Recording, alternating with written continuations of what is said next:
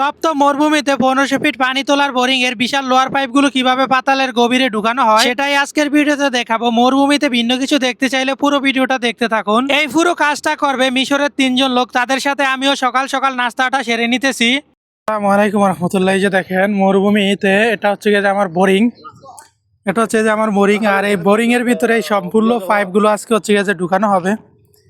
ওই যে দেখেন ওনারা আইসা পারছে গাড়ি নিয়ে। দেখেন এটা হচ্ছে গিয়ে যে ঠিক করে আনলো, ঠিক আছে। আগের বার এগুলো উড়েছে, যে এগুলা সব নতুন নিয়ে আসছে, এগুলা সব নতুন। এটার ভিতরে সম্ভবত হচ্ছে গিয়ে যে ফাঁকা টাকা এগুলা সব পরিষ্কার করছে, অথবা যা যা দরকার এই সব কিছু করছে। এই জিনিসটাই হচ্ছে গিয়ে যে প্রায় 700-800 ফিট নিচ থেকে পানি তোলে এই জিনিসটা একদম। এটা হচ্ছে যে সবার লাস্টে থাকে, তারপর হচ্ছে গিয়ে যে এই সবগুলো পাইপ থাকে। এই ফার্মটা এত পরিমাণে পানি তোলে যে প্রতি ঘন্টায় 1200 গ্যালন, ঠিক আছে, 1200 গ্যালন, প্রায় 6000 লিটারের মতো পানি তোলে। আর হচ্ছে গিয়ে যে সাথে মেশিনটা চলে।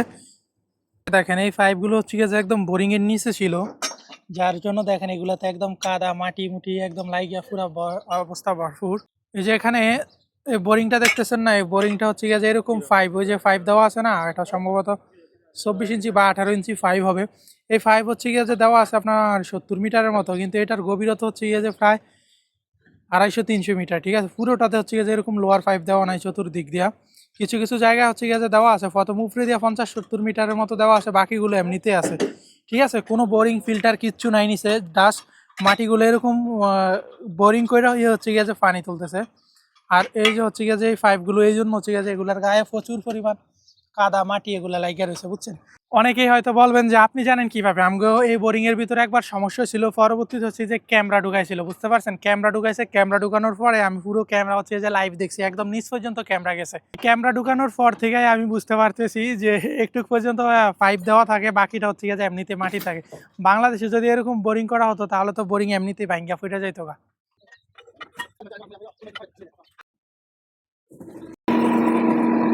পাম্পের ওই যে দেখছেন গ্রিজ দিতেছে, যেটা হচ্ছে যে পাম্পের সাথে যে এখন সবগুলো পাইপ হচ্ছে যে লাগিয়ে নিব, এই জন্য হাওয়া দিয়ে ভালো মতো পরিষ্কার করে নিতে হয়। দেখেন 3টা লেয়ার, প্রথমে একটা লেয়ার এই বোরিংয়ে একটা লেয়ার, তারপরে এই পাইপের একটা লেয়ার, আবার উপরে একটা লেয়ার, তারপর হচ্ছে যে একদম ফাইনাল যেটা ঘুরে ঘুরে পানি তোলে এই পাম্পটারে, যেটা ঘুরে ওইটা হচ্ছে যে একদম লাস্ট লেয়ার, ওই যেটা টাইট দিতেছে। এই পাইপের জয়েন্টে জয়েন্টে হচ্ছে যে গ্রিজ দেওয়া লাগে, যার জন্য তারা আমাকে পাঠাইলো যে গ্রিজ দেওয়ার জন্য। আমি যদি তাদেরকে পুরোটা দিয়ে দেই তাহলে এইগুলোতে সব বালু ফেরা ভরে লাগবে, এই জন্য আমি আলগা একটা বালতিতে অল্প কিছু দিতেছি তাদের জন্য, চাকু দিয়ে তুলে নিতেছি। দেখেন গাম দিয়ে দিতেছে, গাম দিয়ে দিতেছে যাতে হচ্ছে গিয়ে যে এটা নিচে পানি না ঢুকে। এটার ভিতরে যদি পানি ঢুকে তাহলে কিন্তু সমস্যা।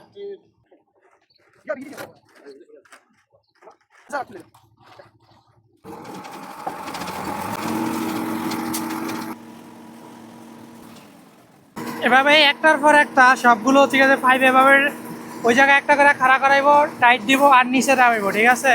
ওই যে ওইটা দিতে আছে না, ওইটা হচ্ছে গিয়ে প্লাস্টিকটা দিতে আছে যাতে যে পাইপটা ঘুরে, ঠিক আছে, ওই পাম্পটারে ঘুরে ওইটা যাতে মিডল সেন্টার থাকে, ঠিক আছে। এই জন্য এই জায়গাতে একটা প্লাস্টিক দিয়ে দেওয়া হয় যাতে এই পাইপটা সবসময় মিডল বরাবর থাকে।